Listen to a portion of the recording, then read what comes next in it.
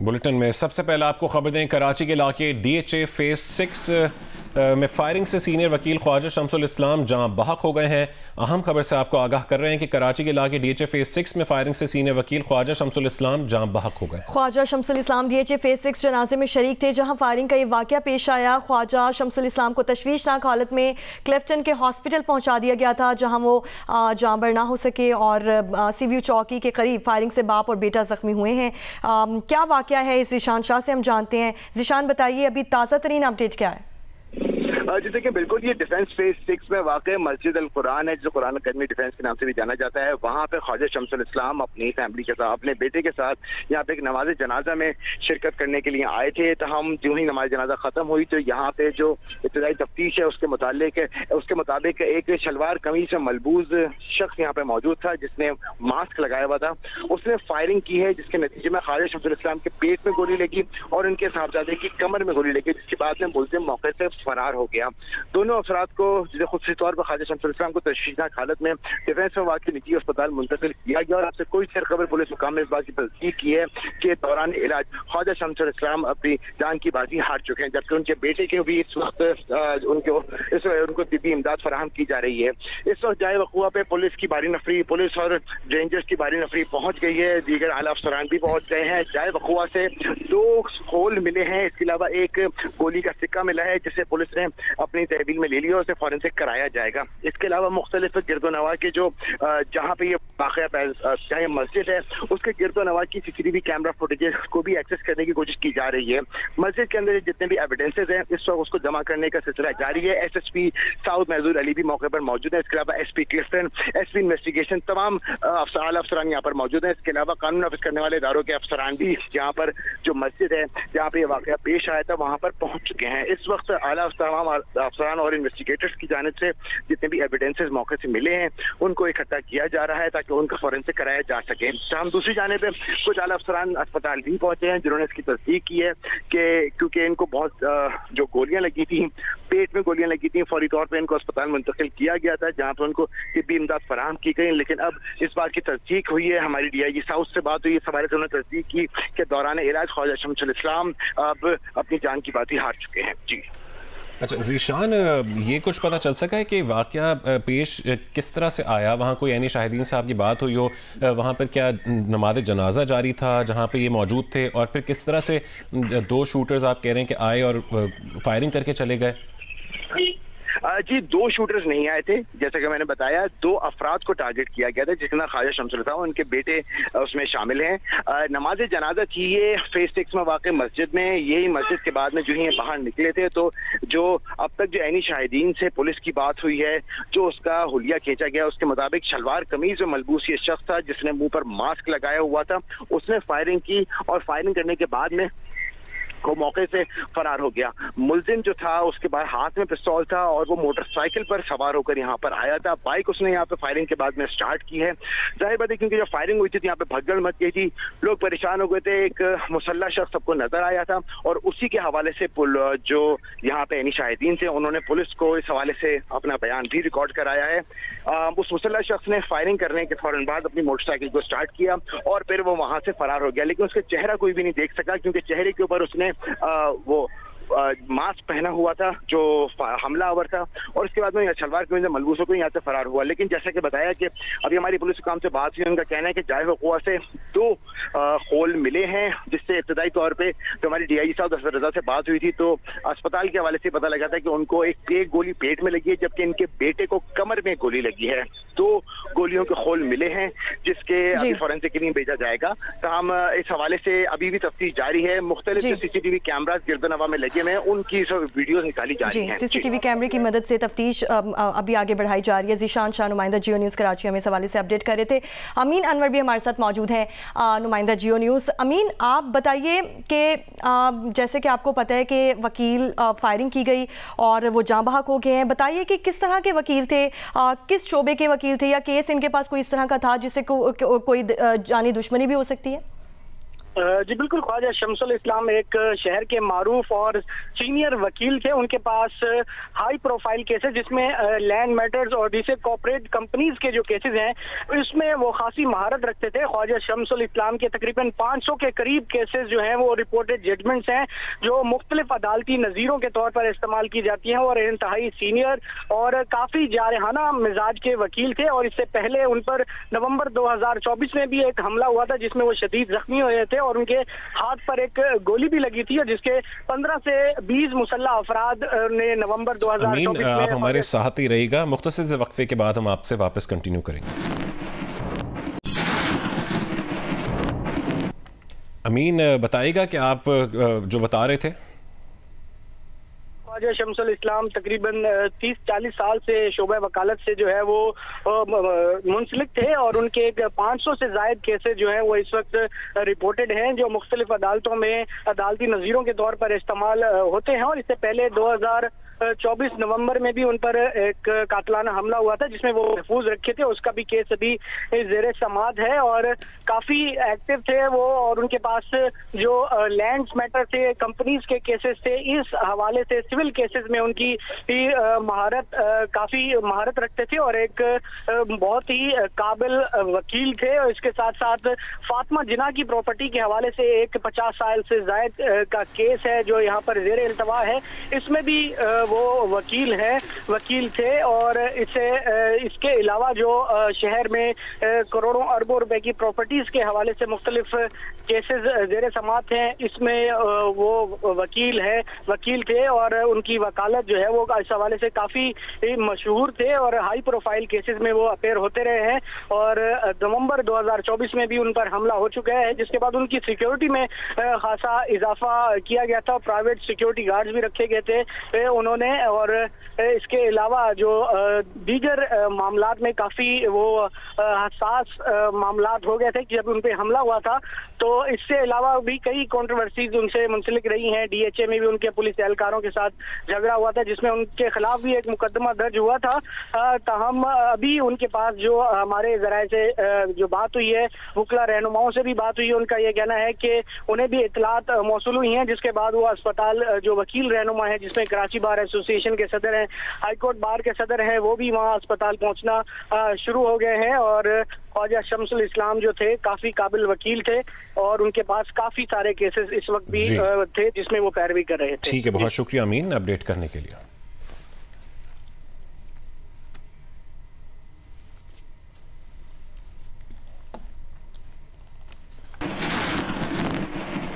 आगे बढ़े और आपको बताएं, अमेरिका ने पाकिस्तान पर आए तिजारती टैरिफ में 10% कमी कर दी है। अमेरिका ने तिजारती माहिदे के बाद पाकिस्तान पर आए टैरिफ 29% से कम करके 19% कर दिया है। इस बारे में बात करेंगे, मुआशी तज्जियाकार शंकर तलरेजा साहब हमारे साथ मौजूद हैं।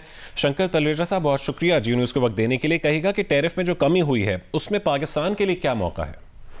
Thank you so much for having me on your show. देखिए, मैं आपको एक बात बताऊं, Pakistan you have rightly pointed out के जो ओवरऑल टैरिफ पहले प्रपोज किए जा रहे थे वो 29% थे, रेसिप्रोकल टैरिफ अब 19% किए गए हैं। बाकी लेकिन जो हमारे दूसरे डायरेक्ट कंपेटिटर्स हैं, because we generally sell exports to US, ठीक है, और जो हमारे कंपेटिटर्स हैं वो उसमें सबसे important Vietnam, Cambodia, Bangladesh, India, China, ये सारे ममालिक हैं। अगर मैं आपको वियतनाम का बताऊं तो पहले उनका प्रपोज था 46%, अब उनका 20 कर दिया है। कंबोडिया का 49% था, अब वो 19 हो गया है।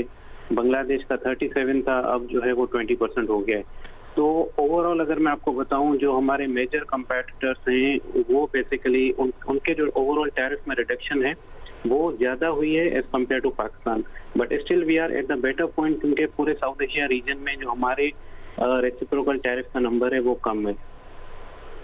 बहुत शुक्रिया। शंकर तलरेजा हमारे साथ मौजूद थे, मुआशी तज्जियाकार। अमेरिका ने पाकिस्तान पर आए तिजारती टैरिफ में 10% कमी की है और भारत समेत खित्ते के दीगर ममालिक के मुकाबले में भी पाकिस्तान को ज़्यादा रियायत दी गई है। भारत पर 25%, बांग्लादेश, श्रीलंका और वियतनाम पर 20% टैरिफ आयद किया गया है, जबकि तुर्की पर 15%, जनूबी अफ्रीका पर 30% और स्विट्ज़रलैंड पर 39% टैरिफ आयद किया गया है।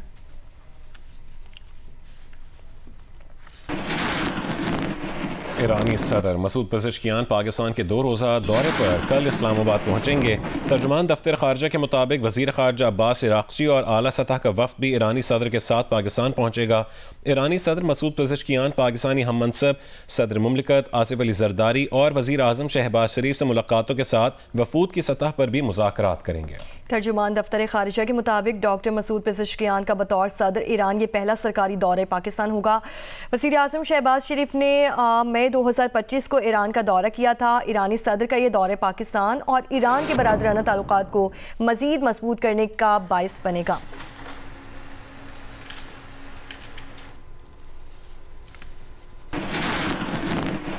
आगे बढ़े। Army chief field marshal Asim Munir ने कहा कि पाकिस्तान और चीन की अफवाज हकीकी मायनों में बरादर फौजी हैं। पाक चीन शराकतदारी मुश्तरका स्ट्रेटेजिक मुफादात के तहफ़्फ़ुज़ में अहम किरदार अदा करती है। GHQ रावलपिंडी में पीपल्स लिबरेशन आर्मी की यौम तासीस की तकरीब से खिताब में फील्ड मार्शल आसिम मुनीर ने कहा कि पाक चीन स्ट्रेटेजिक ताल्लुकात बाहमी एतमाद की उम्दा मिसाल हैं।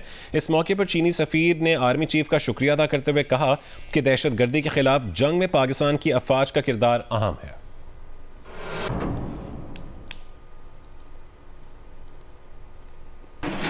व्हाइट हाउस ने नई तिजारती पॉलिसी का ऐलान किया है। नई पॉलिसी में आयद किए गए टैरिफ तकरीबन हर मुल्क पर लागू होंगे। अमरीकी सदर ने पाकिस्तानी मसनूआत पर 29% टैरिफ आयद किया था, जिसे नई तिजारती पॉलिसी में 19% किया गया है।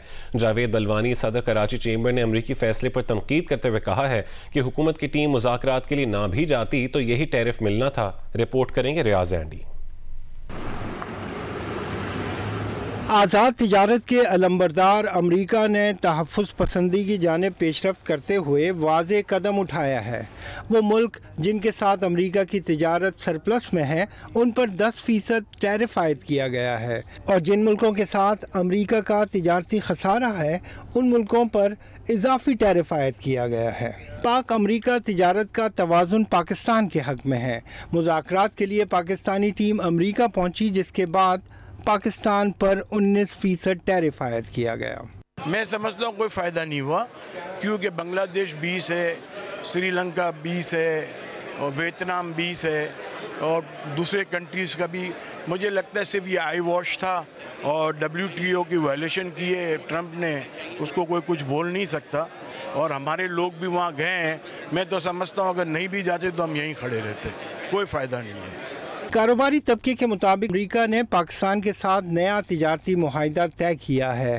खाम तेल और क्रिप्टो करेंसी पर काम करने का इंदिया दिया था। उन्हें उम्मीद थी कि पाकिस्तान के लिए टैरिफ और बेहतर हो। पाकिस्तान की 5 बड़ी एक्सपोर्ट हैं, मुझे उसके ऊपर कोई अभी तक ऐसी खबर सुनने को नहीं आई कि उसमें मेरे को रिलीफ मिलेगा। पाकिस्तान एक्सपोर्टर को बहुत अच्छी रियायत मिली है और इससे फ़ायदा उठाना चाहिए। Thanks to mister president Trump and thanks to Pakistan government. 75 years की हिस्ट्री है डिस्ट्रस्ट की। वो डिस्ट्रस्ट एक दिन में ख़त्म नहीं होगा और वो डिस्ट्रस्ट दोनों तरफ से है। कारोबारी तबके का कहना है कि आज़ाद तिजारत का दम भरने वाला मुल्क दुनिया की तिजारत का मंजरनामा बदल रहा है। खुद अमरीका में ये अमर ज़ेर बहस है कि सदर ट्रंप ने अपने कानूनी इख्तियारात से तजावुज़ किया है या नहीं। रियाज एंडी, जियो न्यूज़, कराची। आगे बढ़े और आपको बताएं कि वज़ीर ख़ज़ाना मुशीर खुर्रम शहजाद ने कहा कि अमेरिका की जानिब से पाकिस्तान के लिए टैरिफ में कमी से बड़ी पेशरफ्त पाकिस्तान में सरमायाकारी करने का ऐलान है। जियो न्यूज़ से गुफ्तगू करते हुए उनका कहना था कि अमेरिका पाकिस्तान में तवानाई में सरमायाकारी भी करने जा रहा है। अच्छी डेवलपमेंट है, कंपेटिटिव टैरिफ है, और अगर आप रीजन में देखें तो आप इंडिया से काफ़ी बेहतर है। और उसके अलावा अगर पूरे रीजन में भी देख लें, बांग्लादेश देख लें, श्रीलंका देख लें, कंपेटिटिव है। और इसके साथ जो बड़ी डेवलपमेंट है एक और एडिशनल जिस पे ज़्यादा बात नहीं हो रही, वो ये कि यूएस ने जो है पाकिस्तान को, वाहिद कंट्री है शायद पाकिस्तान जिसको सरमायाकारी की भी ऑफर की है टैरिफ के साथ साथ। तो ये इसको पूरे तनाजुल में देखना चाहिए। और इन्वेस्टमेंट की जो इंटरेस्ट है यूएस की तरफ से वो माइंस एंड मिनरल्स में बहुत ज़्यादा है, टेक्नोलॉजी में बहुत ज़्यादा है। तो लेकिन ये वो वर्टिकल्स हैं जिस पे हमें भी बहुत ज़्यादा इन्वेस्टमेंट की भी ज़रूरत है और हमें स्किल की ज़रूरत है, हमें टेक्नोलॉजी की ज़रूरत है। तो इस पे अगर बात हो रही है तो ये एक बड़ी डेवलपमेंट एडिशनल है, मेरे ख्याल में टैरिफ से भी बड़ी डेवलपमेंट। पूरी दुनिया की जो डिमांड है 2040 तक की, वो अगर 12-13 मिलियन टन कॉपर है तो हम तो अकेला जो है उसको पूरा कर सकते हैं, ये अकेली एक माइन पूरी कर सकती है। शर्जील मेमन सिंध असेंबली में इजहार ख्याल कर रहे हैं। इस वक्त सर रेड लाइन BRT जिसमें तनकीद होती है, और हमारे एक दोस्त भी कर रहे थे सर, रेड लाइन BRT पे बहुत सारी तनकीद होती है, उसके जेन्युइन इश्यूज थे। मैं ये कह सकता हूं कि महकमा ट्रांसपोर्ट की वजह से एक दिन भी रेड लाइन BRT जो है डिले नहीं हुई। यस, केयर टेकर पीरियड में जब 9 महीने थे उसमें रेड लाइन BRT का काम बंद पड़ा था।